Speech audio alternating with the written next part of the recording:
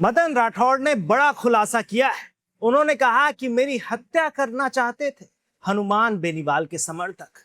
देखिए, बीजेपी के प्रदेश अध्यक्ष मदन राठौड़ साहब ने एक ऐसा खुलासा किया है जिसने सियासी गलियारों में बारूद जैसी गर्मी पैदा कर दी है।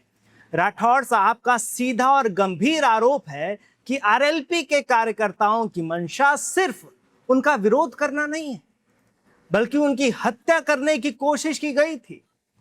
रविवार का दिन था। प्रदेश बीजेपी कार्यालय में कैमरों की कतार लगी थी।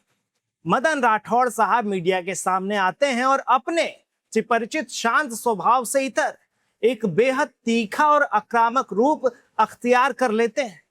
वो कहते हैं कि मैं अपनी पार्टी के एक कार्यक्रम में जा रहा था। आखिर वो मेरा किस बात का विरोध कर रहे थे?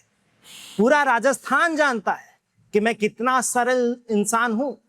अगर वो मुझे ज्ञापन देने आते तो मैं खुद अपनी गाड़ी से उतरकर उनका ज्ञापन ले लेता। राठौड़ साहब की बातों में वो दर्द और गुस्सा साफ दिख रहा था जो अमूमन सत्ताधारी दल के बड़े नेताओं में तब दिखता है जब विपक्ष उनके गढ़ में सेंध लगाने की कोशिश करता है।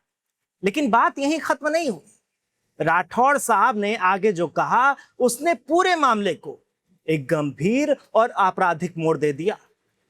राठौड़ साहब ने उनके खौफनाक मंजर को बयां करते हुए कहा कि उन्होंने मेरी कार पर ताबड़तोड़ डंडे बरसाना शुरू कर दिया। जब लाठियां गाड़ी के शीशों पर पड़ रही थी तब मैं समझ गया कि इनकी मंशा सिर्फ विरोध प्रदर्शन की नहीं है, ये तो मेरी हत्या करना चाहते हैं। ऐसे में मैं भला गाड़ी से बाहर क्यों निकलता?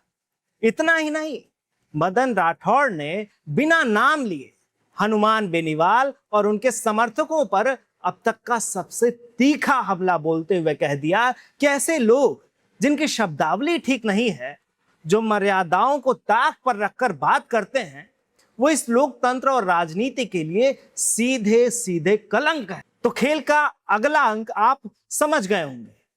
एक तरफ हनुमान बेनीवाल है जो सामाजिक बहिष्कार वाले बयान को लेकर देश के सबसे बड़े वकीलों की राय ले रहे हैं, मानहानि के मुकदमों की फाइलें तैयार करवा रहे हैं और खुद को पीड़ित बता रहे हैं। तो दूसरी तरफ मदन राठौड़ साहब हैं जिन्होंने अब सीधे जान पर खतरे की बात कह डाली है। अब लड़ाई सिर्फ इस बात की नहीं रह गई कि किसने किसको क्या कहा, बल्कि लड़ाई अब कलंक और हत्या की मंशा जैसे भारी भरकम शब्दों की बिसात पर लड़ी जा रही है। खैर, इस पर आपकी क्या राय है, कमेंट में जरूर बताइएगा। तब तक देखते रहिए राजस्थान।